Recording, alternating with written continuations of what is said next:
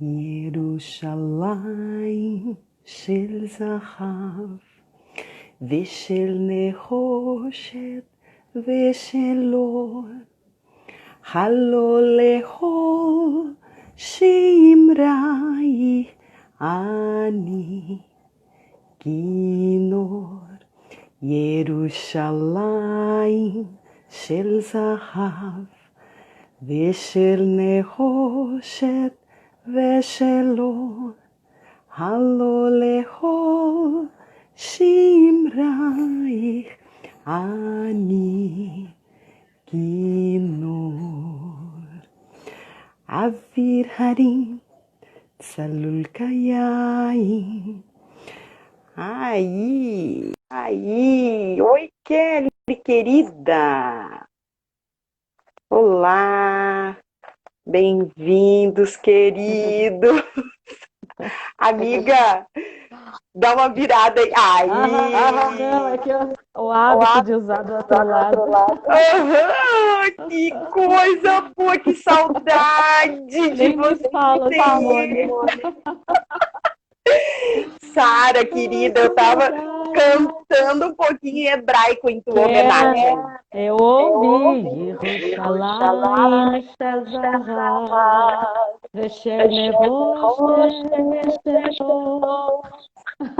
Que lindo, amiga! Que lindo! Querida, que prazer, assim, ó, do céu mesmo, poder estar dividindo pelo menos a tela contigo, né, amiga? Já que a gente não pode estar junto. Mas, assim, a gente está com pouquinhas pessoas ainda aqui. A Tânia entrou. Eu quero já, pelo menos, falar para vocês, queridos, e que depois também terão acesso a essa live, quem é essa pessoa tão maravilhosa, sim, que está me dando a honra aqui, pelo menos uma breve introdução. A Sara, ela, em primeiro lugar, ela é nossa irmã em Cristo. Amém. Ela é uma ministra do Evangelho, do nosso Senhor. Ela é mãe de 3 filhos maravilhosos, né, Sara? É uma família, um marido, a família toda muito talentosa. Glória a Deus. Servem a Deus lá em Curitiba, na nossa Assembleia de Deus, né, Sara? Isso, no templo sede aqui de Curitiba. Isso aí. E ela é uma estudiosa. Ela e o Pentateuco é um caso de amor muito sério. É um caso de amor, de apego. Então, assim, eu pedi a ela, generosamente, ela com todo o amor aceitou, para nós virmos hoje. Ela vai compartilhar conosco tudo, um pouco, na verdade, né, Sara? Porque eu acho que uma live não tem como. Não tem como escutar, né? Sara, eu fiquei assim, ó, meu Deus, viajando, sabe? Com o tema. Que eu tenho algumas perguntas para te fazer e talvez dentro do que tu planejou, tu consiga, né, ir respondendo. Mas eu fico pensando assim, Sara, foram naquele tempo de 40 dias de Moisés na presença de Deus que ele recebeu os detalhes do tabernáculo? Sim. Aliás, foi naqueles 40 dias. Para nós, essas coisas não são significativas, mas o 40 para o judeu representa um ciclo de vida. Importantíssimo, um número muito importante. Tu sabe que eu fiquei, por exemplo, me veio o coração, Jesus, depois de ressurreto, ficou 40 dias com os seus discípulos ali, né? Talvez preparando agora, então, o coração deles para o Espírito Santo e para o nascimento da igreja. Será que não, Sara? Sim, coisas que agora o meu áudio está com um pouquinho de delay, não sei se tem para você também. Não, tá bem bom. Então deve ser só para mim, por enquanto. Não faz sentido para nós, não faz parte da nossa cultura e nem das nossas hermenêuticas aí. Mas você que conhece Israel sabe a importância dos números. E eu não estou falando de numerologia, né? Cabalá, numerologia, absolutamente nada disso. Você sabe que as letras, o alfabeto hebraico, a partir dali vem os números, né? Enfim. Então, os números têm um significado, um sentido muitíssimo importante, apesar de não fazer sentido para nós. E o 40, ele é um número, você pode conversar com qualquer rabino, que ele indica um ciclo de vida. Sabe? E, incrível que pareça, em algumas ocasiões a ciência comprova isso. Daí o quarentena e tudo mais, né? Verdade, verdade. Então, outra coisa que me veio assim, Sara, esse tabernáculo tão bem detalhado por Deus para Moisés, existe uma primeira versão dele lá no céu? Bom, aí é uma questão escatológica. Algum indício? O que você... Ele é toda a nossa vida aqui, né, Simone? Bom, primeiro, queria agradecer a presença das pessoas que estão aqui. Deixa eu falar, porque ainda não tive oportunidade. Simone, eu estava com saudade de ouvir até a tua voz. Ai, que delícia! O sotaque gaúcho da Simone, gente, que saudade! Se tiver mais gaúcho aí, um abraço para vocês, amigos, porque acho que faz muito tempo que eu estive com a Simone, mas é aquela amizade que se torna inesquecível, que você vai levar para sempre, pro resto da vida. Toda a tua família, na verdade. Amém. Né? Obrigada. A tua família, eles são aqueles que marcam o coração da gente. Eu agradeço a Deus pela tua vida. E tomara que a gente possa estar muitas vezes juntas, né? Amém. O tabernáculo, para quem deseja entender, compreender, ele faz parte de um estudo que a gente chama de tipologia bíblica, né? E a tipologia bíblica, a gente não aprende assim da noite para o dia, nem numa live, é um estudo profundo, mas é muito maravilhoso, é tão enriquecedor. Nós costumamos dizer que ali está tudo desenhado, são as sombras, aquilo que só se conhecia como que a luz de velas na antiguidade, agora nós temos revelado, tudo foi exposto, tudo está claro agora para nós, né? Você falava ali, você disse do Pentateuco, da minha paixão pelo Pentateuco, e de fato, quando eu dediquei o meu coração a estudar o Pentateuco, eu conheci uma sabedoria singular que nenhuma outra literatura no mundo inteiro tem. Eu vejo o Pentateuco de várias formas, assim, como com uma lupa de longe, distante, perto, né? Tudo está revelado ali. E para quem não sabe, há palavras, para quem pensa que o Messias ele só está revelado nos escritos dos profetas, engana-se, porque tanto ele, a vida do Messias, o Senhor Jesus Cristo, todo é prefigurado no Pentateuco, né? Começa com o Gênesis, que a gente sabe é um proto-evangelho, tudo está ali revelado no Pentateuco, mas também há palavras dentro da lei do Deuteronômio, por exemplo, no capítulo 18 do Deuteronômio, que fala claramente que o Senhor vai levantar um profeta no meio dos seus irmãos e a voz dele precisa ser ouvida, enfim. E é algo que é um texto que eu amo demais e me alinha com a vontade do Senhor, sabe? Simone, numa escola bíblica de obreiros aqui em Curitiba, eu congrego no Templo Sede aqui em Curitiba. É o meu esposo que entrou aqui na live agora. O meu esposo. Ai, que bom! Eu costumo dizer, não estranhe, gente, que ele é o melhor baixista do mundo, e é mesmo. Eu ouço isso há tempo. Mas os vídeos comprovam. Eu não falo exageradamente, é verdade. Numa escola bíblica de obreiros no ano de 2012, aquilo se tornou inesquecível para mim, ouvindo o agora saudoso pastor Antônio Gilberto, um ícone, né, da nossa teologia, consultor teológico da CPAD, um cientista, um grande homem de Deus. Ele quando ia ministrar nas escolas bíblicas de obreiros, ele dizia assim, olha, eu não posso falar isso porque vocês não vão entender. Eu não posso falar aquilo porque vocês não vão entender.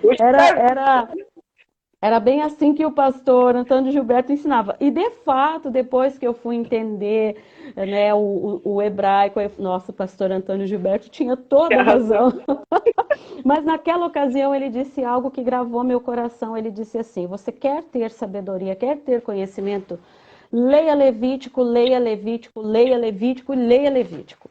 Eu botei aquilo no meu coração. Até hoje parece que eu ouço a voz do pastor Antônio Gilberto dizendo: leia o Levítico, leia o Levítico. E eu diria assim, que se hoje as pessoas pudessem ler o Levítico, entenderiam dramas, problemas sérios, a raiz de muitos males que nós estamos vivendo.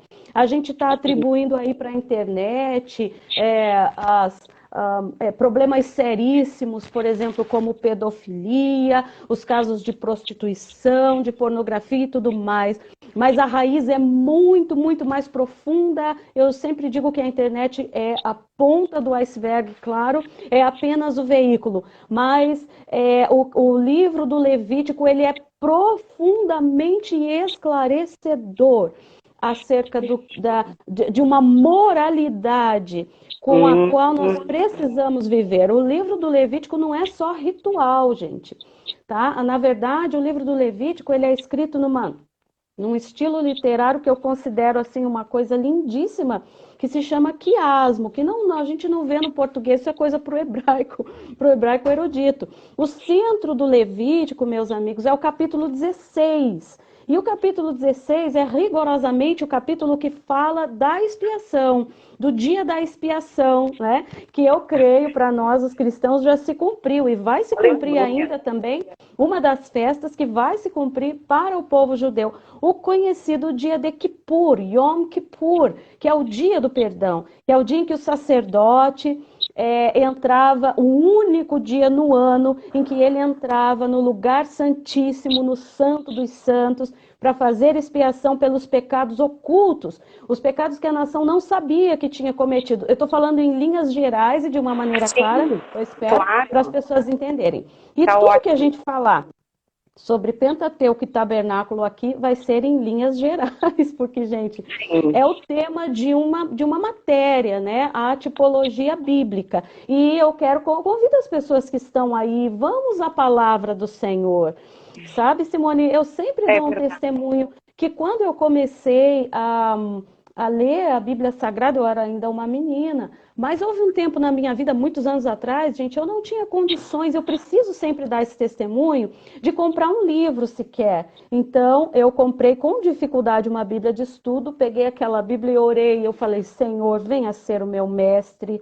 Meus amigos, o Espírito Santo de Deus, ele sopra nas palavras, aleluia, e ele dá o discernimento, e ele dá a compreensão, e essa sede que a gente precisa ter pelo conhecimento da palavra, podem escrever isso que eu estou dizendo aqui, um dia vai salvar muitas pessoas de não caírem em engano e em contradição, porque os dias são maus.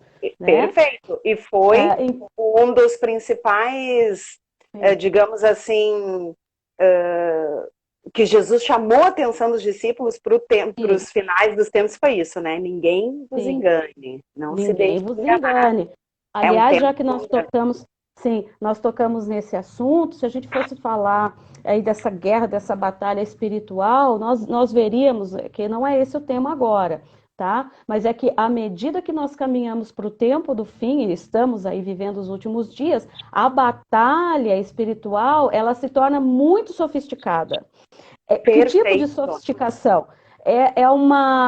Como que o inimigo vai articular para tirar as pessoas deste caminho glorioso, ou para te fazer cair, ou para te fazer perder. Vem infiltrando na doutrina bíblica, muitas vezes, ensinamentos de demônios. A igreja precisa voltar a ter um encontro com a palavra que nos purifica. E eu vejo isso também explicado aí no Pentateuco. Já que falamos do Pentateuco, eu vou dizer assim, ó, em pouquinhas palavras, o que o Pentateuco representa para mim. No Gênesis eu vejo o anúncio da queda, né? O Gênesis é o livro que revela a queda, e a queda precisava ser revelada. A Bíblia Sagrada é o único livro que não esconde as fraquezas do personagem. Verdade. Não oculta. O ser humano, Adão, não figura como o rei, como o que não erra. Muito pelo contrário, vem para apontar as deficiências da humanidade. Isso é lindo Verdade. demais, porque que autor coerente, né? Que é o nosso Deus, Sim. o autor da vida, que nunca escondeu as limitações da sua criação. Isso é maravilhoso.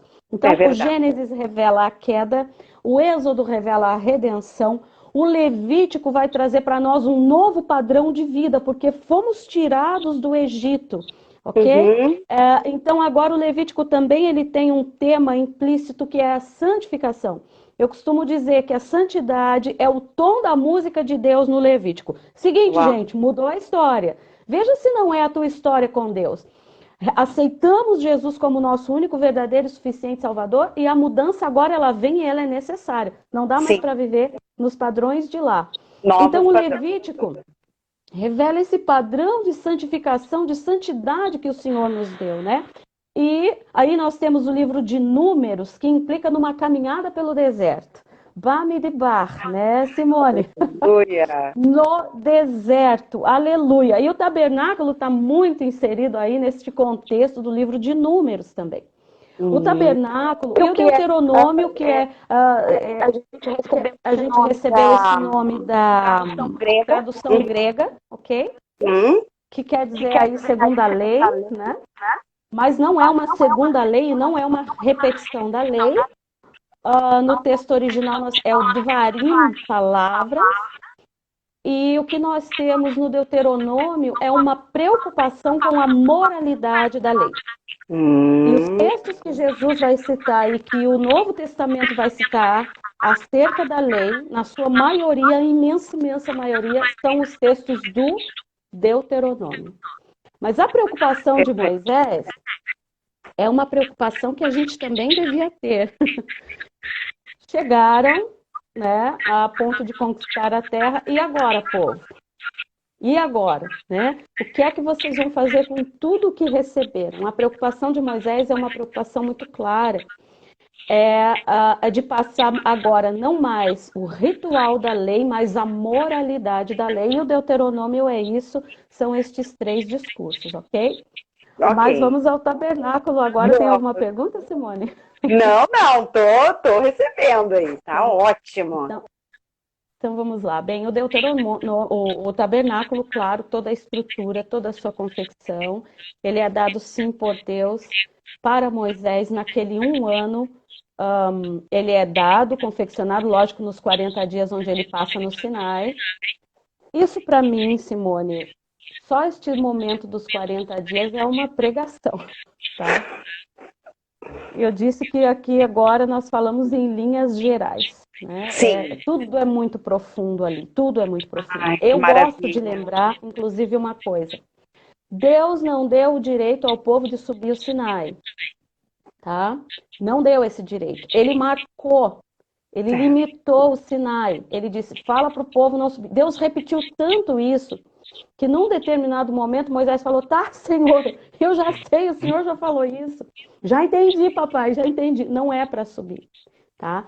Neste momento, quando o povo ouve pela primeira vez a voz do Senhor, na forma de sons, de trovões, de raios, de relâmpagos, tem coisas especiais implícitas aqui neste ensinamento.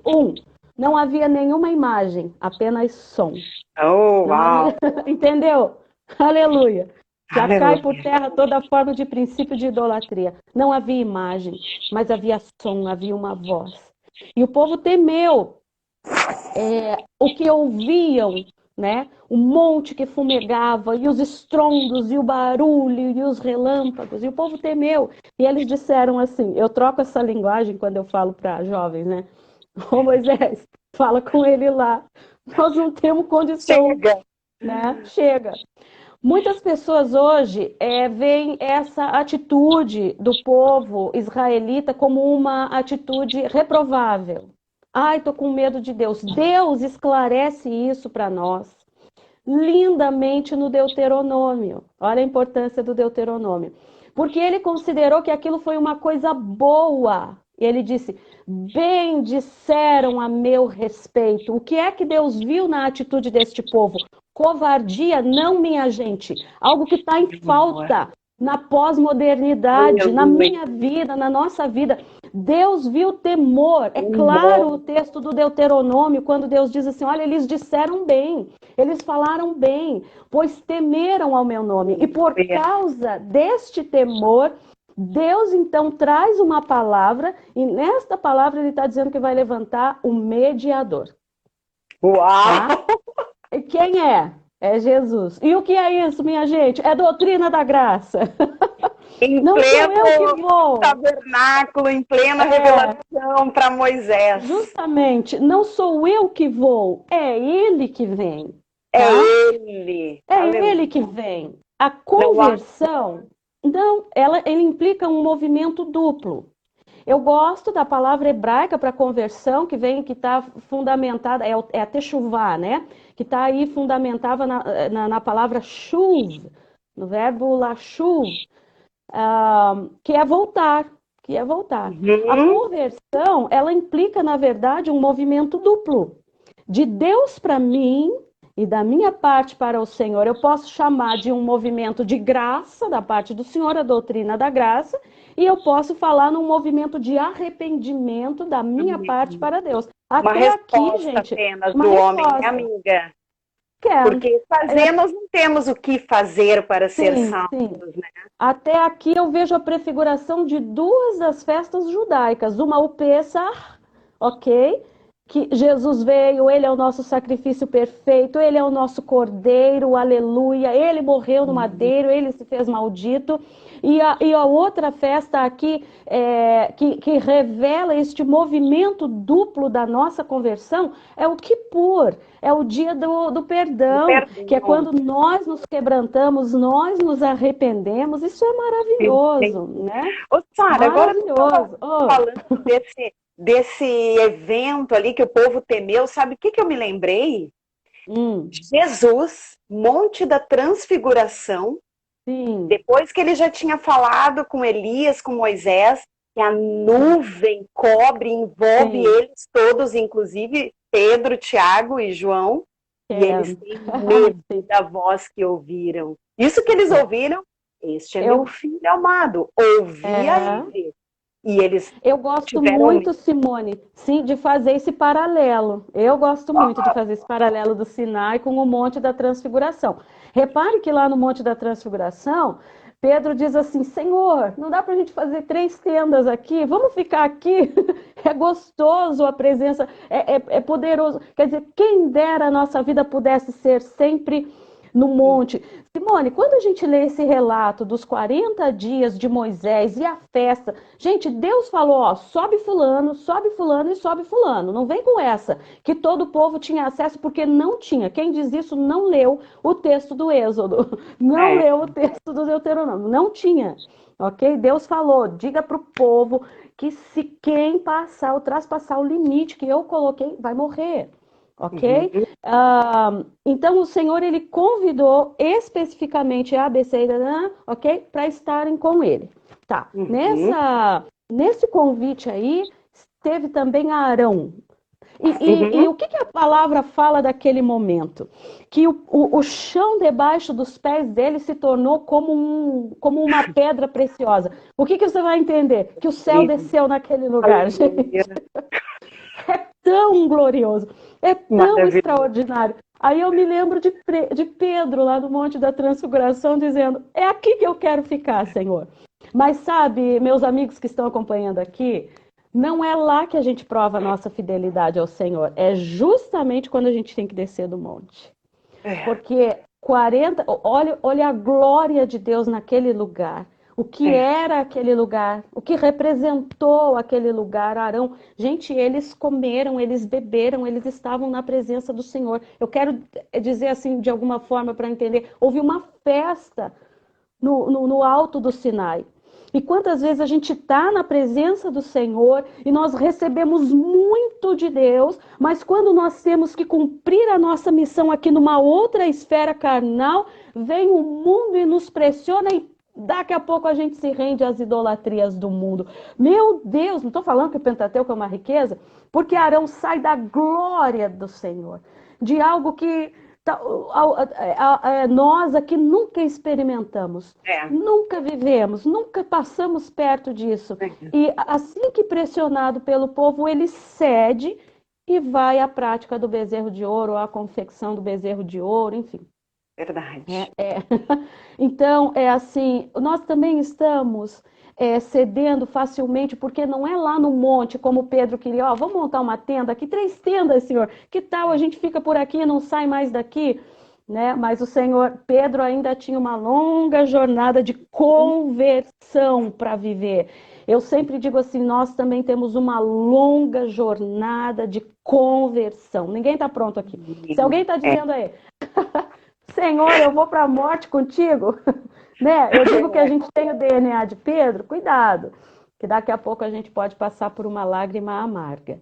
É verdade. Só que as lágrimas amargas, elas costumam ser transformadoras. Eu não desprezo as lágrimas amargas, né? É verdade. Amém? Mas enfim, vamos lá. E o tabernáculo? Ok. Você colocou uma foto, Simone. Sim. Pessoal, nós vamos falar em linhas gerais, tá? Tabernáculo. Eu acho que depois nós podemos programar uma continuação, né, amiga? Sim, porque aí nós podemos ir aos detalhes, tá? Aos detalhes do tabernáculo. Então, só para que as pessoas entendam, sim, o tabernáculo prefigura Cristo, sim, o tabernáculo prefigura a igreja, né? Em linhas gerais. Faz parte, para quem quiser pesquisar e estudar, de um estudo da tipologia bíblica, o tabernáculo. Deus deu para Moisés os detalhes da confecção do tabernáculo. Como nós demos aqui um título, que é a igreja e o tabernáculo, eu gostaria de dizer às pessoas, e eu espero que eu possa me fazer compreender, como que Jesus usa toda a estrutura que foi dada também para ensinar, ok? Mas antes, deixa eu falar da foto que você colocou nos teus stories ali. Você colocou uma foto muito linda, é difícil conseguir essa foto aí, aonde o exército todo ele está acampado no entorno do tabernáculo, né? Eu achei maravilhosa, porque quando nós vamos ao livro de Números, nós precisamos entender uma coisa, do agir de Deus para com a sua igreja, para com a minha vida e a tua vida. Deus nunca abandonou o povo dele no deserto, muito pelo contrário. Se depois você puder repetir aquela foto nos teus histories ou nos teus stories, põe lá para as pessoas entenderem. Reparem que o tabernáculo ele é o ponto central do acampamento de Israel.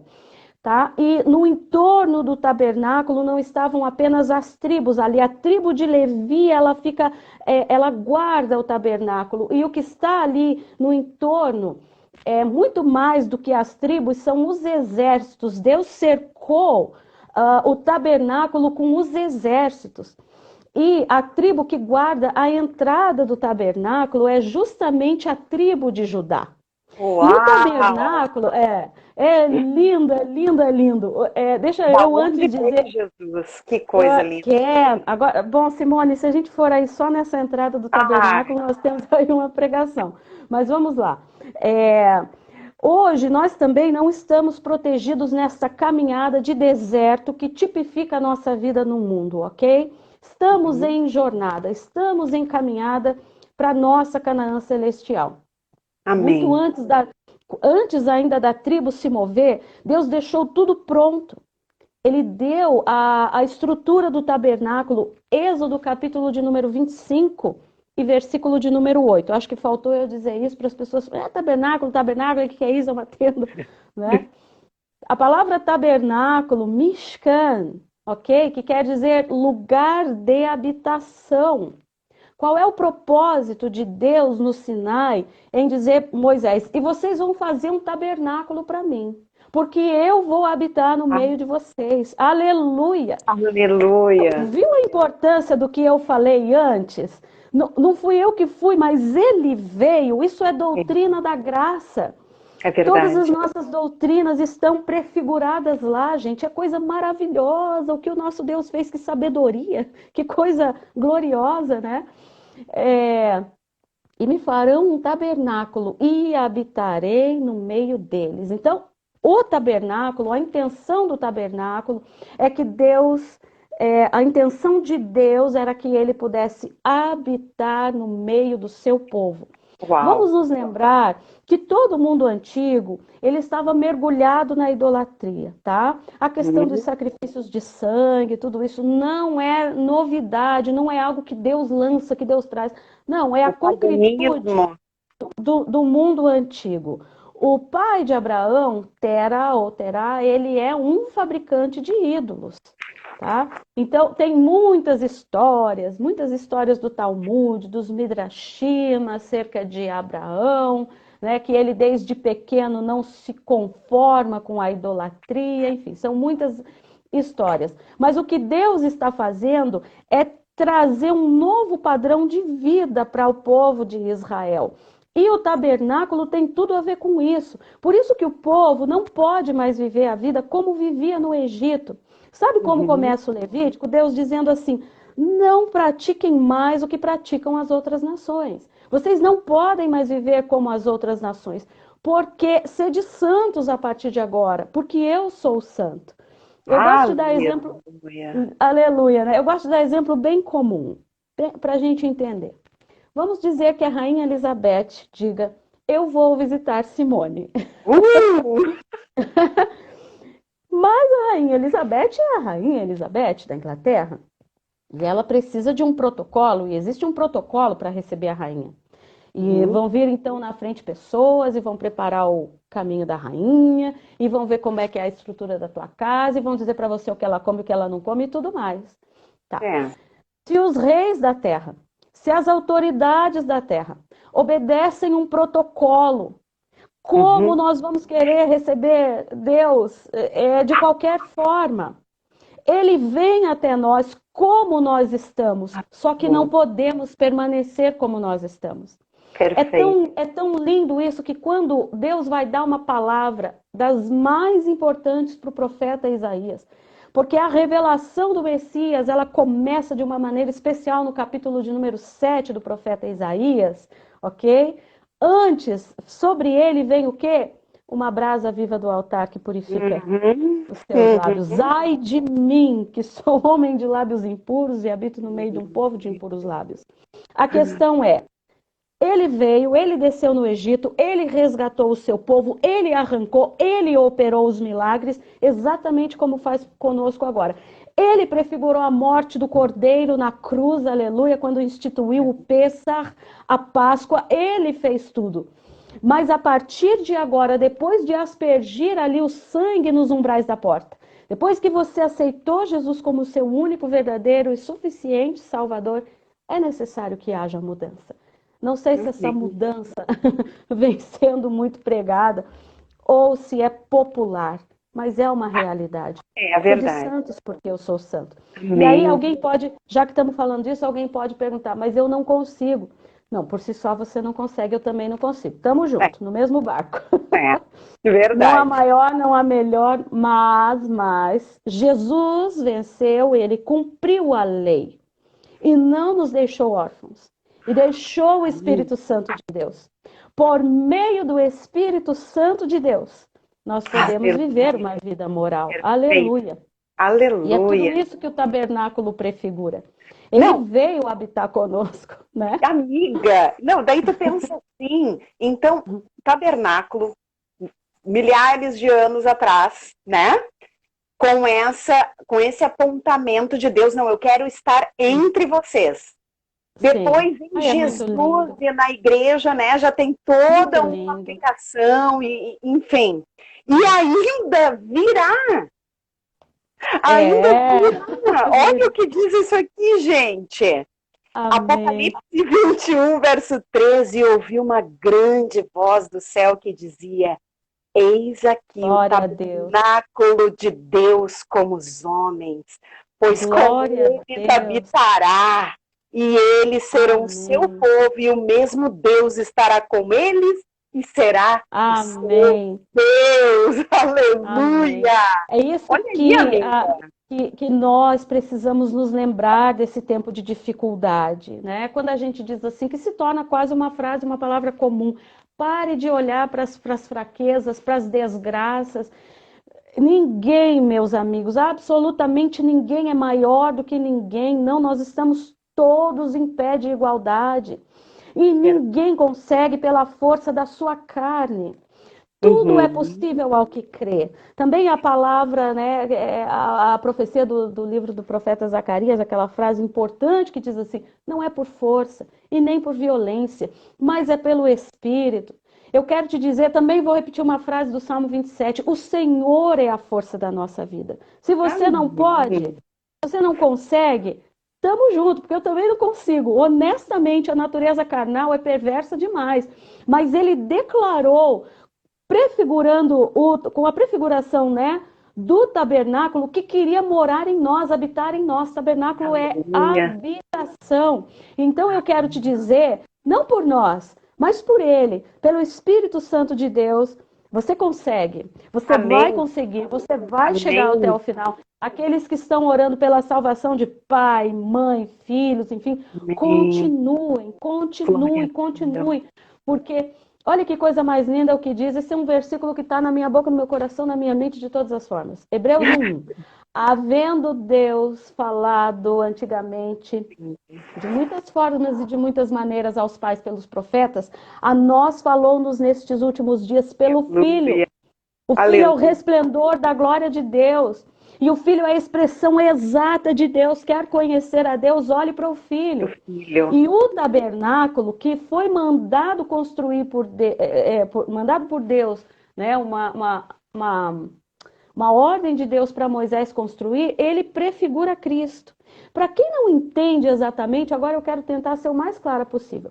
Como se Deus tivesse dito assim, ó, Moisés, desenha aí, escreve, desenha, isso. Agora vocês vão seguir todo esse ritual.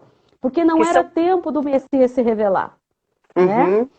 Todos os rituais que fizeram apontava para o Messias, apontava para Jesus Cristo, apontava para a cruz. Aleluia! Glória ao nome do Senhor Jesus. Tudo. A tipologia bíblica é algo incrível, maravilhoso. Eu disse a vocês que naquela estrutura da figura que você colocou lá, o exército ele fica no entorno do tabernáculo. Isso também tem uma lição para nós, muito especial, que eu vejo muito lá no livro de Provérbios, no provérbio do 4:23, né? Sobre tudo o que se deve guardar, guarda o teu coração, porque dele provém as saídas da vida. Tem coisas, o que nós temos de mais precioso, a nossa salvação, a nossa comunhão, a nossa intimidade com Deus tem que ser guardado. Eu dizia que Deus não mandou aquele povo para o deserto despreparado. E nós não precisamos andar despreparados nestes tempos também, porque tudo já foi revelado. Aleluia. Tudo já foi dito, glória ao nome do Senhor Jesus. Antes da nuvem se levantar, Deus estruturou um exército. Aliás, Simone, é uma coisa que eu mais gosto de falar, é do Senhor como o Senhor dos exércitos. Ele é Adonai Tsevaot, Tsavá exército, Tsevaot exércitos. Ele é Senhor de exércitos. Quando ele tirou o povo do Egito, ele diz assim, estes são os meus exércitos. Eu gostaria que quem está ouvindo está com a gente nesse encontro, pudesse entender isso. Deus nunca olhou para aquele povo como um povo fraco, falido, oprimido, porque foram muitos os anos de opressão e de escravidão no Egito. Deus chamou eles de os meus exércitos, aleluia. O Senhor, ele sempre olhou para nós com um olhar de fé. Ele tem mais fé em você do que você em você mesmo. Ele dispensa mais fé, ele investe na gente muito mais do que nós investimos em nós mesmos. Né? Isso que você falou a respeito dos exércitos, a maneira que Deus vê, para tu ver como Davi, ele era mesmo segundo o coração de Deus, né? Quando ele vai enfrentar Golias, ele diz que aquele homem não estava afrontando o exército de Israel. Ele diz assim, ó, ele está afrontando o exército do Deus vivo. O Senhor do Deus vivo. Por quê? Porque o Deus de Golias era o Deus Sol. tá? Simone, você já foi, claro, ali naquele lugar onde Davi, onde essa batalha no Vale de Eilat, né? Então a gente está lá naquele monte, que lugar lindo aquele. Parece que quando a gente levanta a mão assim, parece que você vai alcançar o sol. Uma das cidades ali no entorno é Beit Shemesh, que é Casa do Sol, né? Então, o povo daquela região adorava o Deus Sol. E o Deus de Golias era Sol, o Deus Sol. Então, o que Davi está dizendo assim, que você está dizendo que vem contra mim em nome do seu Deus, cara, o meu Deus criou exércitos do seu Deus. Ele é Senhor dos exércitos. É lindo isso, porque Davi está usando a palavra certa para o momento certo. Eu quero aproveitar e dizer para quem está ouvindo, o que é que te desafia? Que gigante é esse que se coloca contra a tua vida? Se o teu Senhor, se este gigante pensa que tem um Deus que serve a alguma divindade, o nosso Senhor é Senhor de exércitos, exércitos e exércitos. Amém. Vê como a palavra ela tem esse poder de resgatar a nossa fé. O nosso problema é querer fazer tudo com a nossa própria força, com esse nosso intelecto que a gente acha que é grande coisa. Né, Simone? Quando na verdade não é, né? Então vamos falar aqui ainda um pouquinho, não sei quanto tempo nós temos. Não sei, mas um pouquinho. Aqui não apareceu nada ainda não de tempo. Eu também não sei, mas eu já vou... eu disse que é em linhas gerais, porque isso é um assunto que demanda tempo e bastante conhecimento, enfim. Mas deixa eu dizer às pessoas que estão assistindo a gente que o tabernáculo, ele estava sempre voltado para o Oriente, tá? E a tribo que guarda a porta do tabernáculo é a tribo de Judá. O Oriente, que não faz muito sentido, nossa, que isso tem de relevante? Não faz sentido na nossa cultura ocidental. Mas para os povos semitas, o Oriente é o Kedma, ele é a origem, ele é o começo, tá? Quando Deus fala para Elias, para o profeta Elias, gosto muito dessa passagem, vai lá para o ribeiro de Querite, vai para o Oriente, é como se Deus estivesse dizendo para ele, volta lá para as primeiras coisas, vai para o teu primeiro amor. E a palavra Querite, no caso do profeta Elias, que tem a ver com a palavra aliança. É como se Deus estivesse dizendo para ele, lembra que eu tenho aliança contigo. Eu quero falar, se alguém está aqui junto com a gente nesse encontro decepcionado com a vida, aqui o Espírito Santo está falando contigo, volta ao primeiro amor.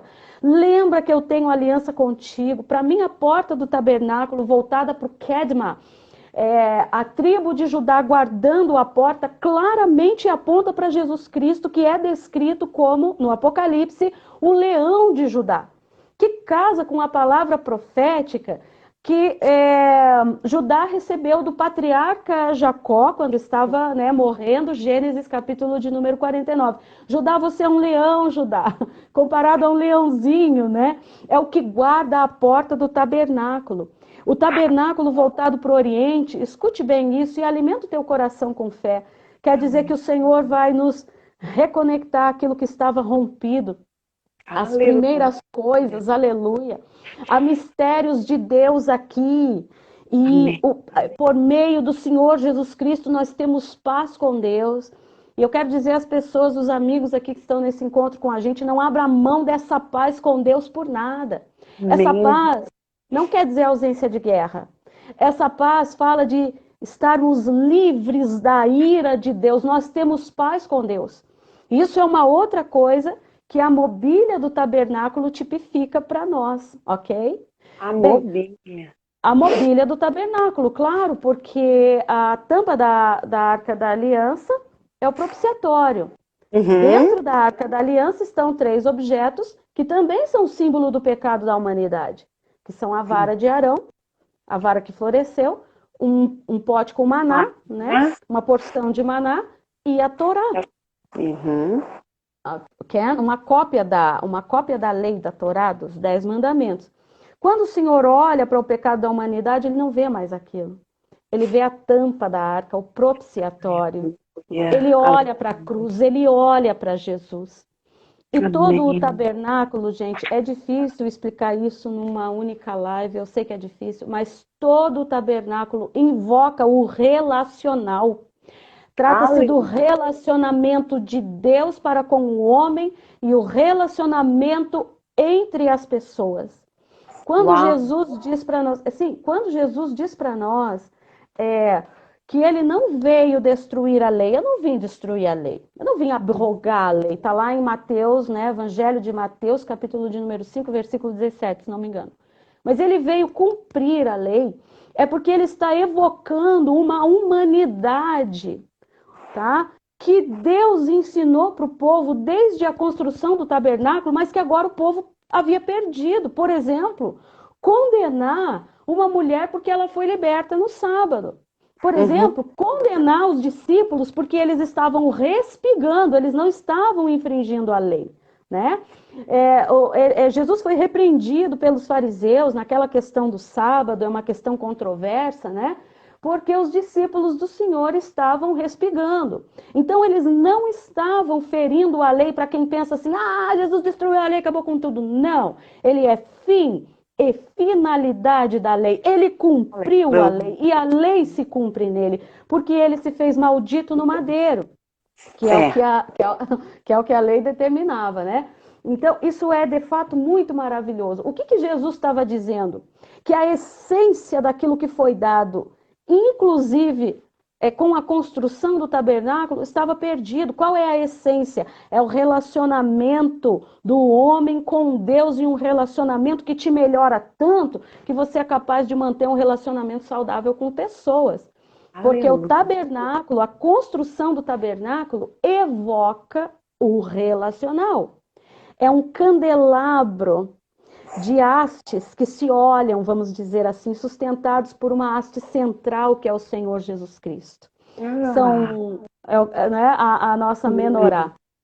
São 7 hastes, 3 de um lado, 3 de outro, sustentadas por uma única, que é Jesus, aleluia, que está no meio. E o número 6, para quem não sabe, é o número do ser humano, do falível, daí o número da besta, 666. O 7, o número da perfeição divina. Então, o tabernáculo, ele invoca o relacional. E Jesus veio resgatar essa humanidade perdida em nós. Que tipo de humanidade nós temos? Que alguém está passando fome ali, mas em nome do cumprimento da minha religiosidade, eu condeno o meu irmão que está passando fome. Né? E se eles estavam condenando os discípulos que não infringiram a lei, porque eles não estavam trabalhando no sábado, eles estavam também cumprindo uma lei prevista no Deuteronômio, que era respigar para matar a fome. Se eles estavam infringindo a lei, o que é que estavam fazendo aqueles que estavam lá no templo trabalhando para o Shabat? Ali, Jesus põe todo mundo em pé de igualdade. Não tem maior, não tem menor. Erramos todos, pecamos todos. Por isso que a frase de Paulo é excelente. Romanos 3, né? Todos pecaram, todos pecamos. Destituídos estamos da glória de Deus. Eu sinto muito de falar isso aqui nessa tarde, nesse nosso encontro, Simone. Não se sinta diminuído em nada. Em nada. Senhor, eu não posso ir até ti. Então, pega essa palavra aí. A palavra nos diz assim, porque não temos, isso é Hebreus também, um sumo sacerdote, Jesus, que não possa compadecer-se das nossas fraquezas. Aleluia. Mas um que, como nós, em tudo foi tentado, porém sem pecado. Olha que convite. Cheguemos, pois, com confiança ao trono da graça, para que em tempo oportuno sejamos ajudados. Não se sinta diminuído em nada por ter falhado, mas venha. Ou assim mas eu sou fraca, mas eu não conheço. Vem com confiança ao trono da graça, né? Isso é realmente muito maravilhoso. E essas eram as lições do Senhor Jesus Cristo. Aquilo que tinha sido prefigurado lá atrás, aquilo que tinha sido registrado, escrito, desenhado, falado, pregado, agora estava perdido no comportamento das pessoas. Eu sempre me faço uma pergunta, Simone, qualquer semelhança ou uma afirmação não é mera coincidência. É verdade. Nós também estamos perdendo muito da nossa essência. O que Jesus veio fazer foi como pegar um livro, aqui eu gosto muito essa obra aqui, ó, do Antigo Testamento Interlinear, amo, né? Ele pega a Torá do judeu e ele faz assim, ó, ele sopra o pó daquilo que está envelhecido. Uau. E como no hebraico a gente diz da palavra hadash, novo, Jesus faz um hidush, ele dá um novo sentido para a lei. Mas um sentido que trabalha o coração, a mente, o espírito. Foi isso que o Senhor Jesus Cristo... superior até, né? Muito.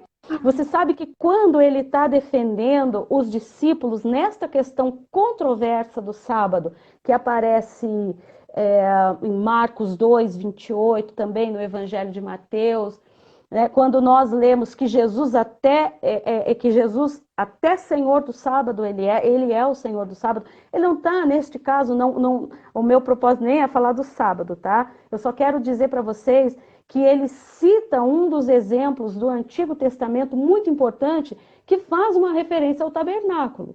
Ele vai dizer assim, vocês não se lembram da história escrita de que quando Davi teve fome, ele bateu lá na porta do sacerdote e ele pediu pão para comer, e não havia pão, porque aquele pão que está ali dentro da estrutura do tabernáculo, sobre um dos mobiliários do tabernáculo, que é a mesa, ok? Que o único pão que tinha era aquele que só o sacerdote podia comer, e o sacerdote deu para Davi comer. O que Jesus estava dizendo? Gente, é mais profundo do que a gente pensa. Acontece que pão da proposição, que está na descrição das coisas que compõem o tabernáculo, tá? Pão da proposição, só aparece esse nome nas nossas traduções. Pão da presença, pão da propiciação, pão da proposição. No texto original fala para nós de lechem panim. Você sabe o que é panim, Simone? Não. Faces. Uau! Pão de faces. Porque tudo dentro do tabernáculo fala da comunhão do homem com Deus. Aleluia! Fala da obra, daquilo que o Senhor Jesus Cristo faria no futuro. Aleluia. Lechem panim, pão de faces. Para mim, os pães da proposição, ou da propiciação, ou pães da presença, sobre aquela mesa que Deus mandou Moisés construir, que é um dos mobiliários do tabernáculo, fala de comunhão de Deus com o homem. Aquele pão que era feito lá no deserto, tá? Também simbolizava um futuro encontro de Deus. Veja, 12 pães, né? Um futuro encontro de Deus com a sua igreja. Olha o pão que desceu do céu, né? E se apresentou o próprio, né? Justamente. O rosto, Jesus. Em 2 pilhas de 6, que no total dão 12. Para quem não sabe, o 12 é um dos números que indica a perfeição de Deus. Números que indicam a perfeição de Deus. Número 3, número 7, número 10 e número 12. E o 12 fala da perfeição governamental de Deus. Olha que coisa mais linda. Lá no Apocalipse nós temos os 24 anciãos, né? Que a maioria dos teólogos chega ao consenso que são os 12 discípulos e os 12 líderes das 12 tribos de Israel. O número 6, claro, que representa o humano, já falei aqui. Então, aqui na nossa humanidade, o Senhor, prefigurado neste mobiliário do tabernáculo, está falando de um momento de comunhão com Deus. Quando a gente fala de um momento de comunhão com Deus e mesa, o que é bem comum para a gente lembrar? Salmo 23, amiga. Preparas uma mesa perante mim na presença dos meus inimigos. Quem prepara essa mesa é o anfitrião da casa. E quem é o anfitrião daquela casa? Rehabitarei na casa do Senhor por longos dias. Quem é o anfitrião desta casa, senão o próprio Deus que te recebe, que unge a tua cabeça com óleo aromático? Eu quero dizer para os amigos que estão com a gente nessa reunião aqui, aleluia, que o Espírito Santo de Deus tem coisas tão maravilhosas no sentido de comunhão para nós, aleluia. Comunhão com Deus, irmãos. Eu não sei que momentos de dificuldade você está passando, mas sai da esfera carnal da preocupação agora e liga tua mente em Deus. E entenda apenas uma coisa, o quanto Ele te amou, o quanto Ele deixou registrado que nos amou desde o começo, desde o Gênesis. O Gênesis é um proto-evangelho. Todo o evangelho está revelado lá no Gênesis. É lindo, é maravilhoso. Glória a Deus. Se a mulher pecou, Deus vai fazer da mulher um instrumento pelo qual vai nascer o Messias. Olha que coisa mais linda. Demais. Isso não é vergonha, isso não é humilhação, isso é a misericórdia de Deus, isso é o poder de Deus, isso é a justiça de Deus. Né? É verdade. Simone, eu vou fazer um... Bem, eu ainda não falei da estrutura do tabernáculo, tá? O tabernáculo também, para quem... como eu estou falando em linhas gerais aqui, então às vezes eu acabo esquecendo de falar algumas coisas, né? O tabernáculo, ele era separado do restante da comunidade por, como é que fala? Colunas, isso, estacas, colunas. 60 colunas de bronze e sobre elas as cortinas de linho. Veja como que as 60 colunas também guardam aí o número 6, que é o número do humano. Homem. Talvez, e não vai dar, claro, para a gente falar de toda a tipologia e de tudo que cada coisa significa dentro da estrutura do tabernáculo, mas uma coisa sempre fica evidente. É o relacionamento de Deus com o homem. O relacionamento do homem com Deus. Sempre fica evidente, desde o nome Mishkan, lugar de habitação. Oh, que coisa mais linda. Obrigada, Ele Deus. quis vir habitar conosco. Ele quis vir. Sabe, Simone, nós estamos aqui nesse período de quarentena e todo esse momento eu me lembro do que Deus falou da importância do que é a habitação, a morada. A Simone teve em Israel, sabe que tudo em Israel é Beit não sei o quê, Beit não sei o quê, Beit Café, Beit Sefer, escola, casa do livro. Os sábios judeus costumam dizer que não existe educação sem casa, sem lar, né? Então tudo começa no lar. É mais uma cultura também, né? É muito demais, rico. É muito rico. Tudo começa na habitação.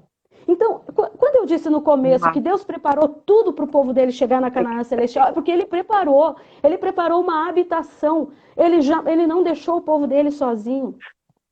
Exatamente como estamos agora, não estamos órfãos. Não.